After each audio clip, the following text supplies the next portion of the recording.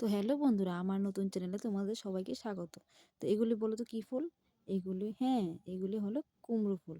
তো এইখানে দেখো, এখানে আমি যে কুমড়ো ফুল দিয়ে যে কী করবো বলো তো, এই চচ্চড়ি যে বলে সেটা। তো এখানে দেখো কুমড়ো ফুলের যে ডাঁটাগুলো আছে সেগুলি আমি এইভাবে কেটে ফেলে দিলাম। তো এবার এইগুলিকে ভালো করে দেখে নিয়ে ভেতরে যে পোকামাকড় আছে কিনা, থাকলে ফেলে দেবে। তো আমি এভাবে সবগুলিকে একটু কেটে নেব। তো এখানে দেখো,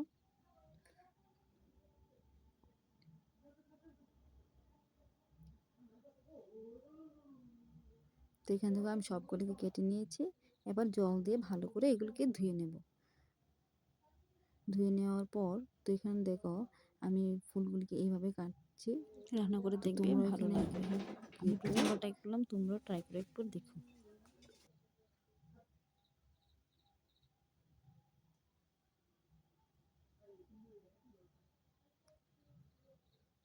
এখানে আমি দুটো শুকনো লঙ্কা নিয়ে কাঁচা লঙ্কা নিলাম।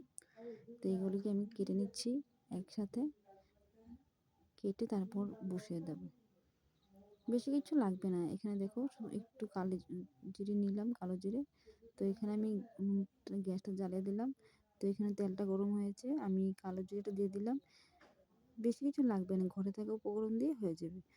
তো এখানে দেখো, আমি যে তেলটা গরম হয়ে গেছে, এখানে ফুলগুলি দিয়ে দিলাম, হলুদ, লবণ এগুলিকে দিয়ে ভালো করে মিশিয়ে একবার কাঁচা লঙ্কা যে কেটে রেখেছি সেইগুলিকে আমি দিয়ে দেবো।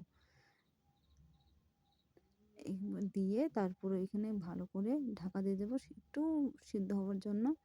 তো এখানে দেখো, আমি ঢাকা খুলে দেখে নিচ্ছি সিদ্ধ হচ্ছে কি না। একটু হয়নি, আর একটু হবে। তো আবারও আমি ঢাকা দিয়ে দেবো।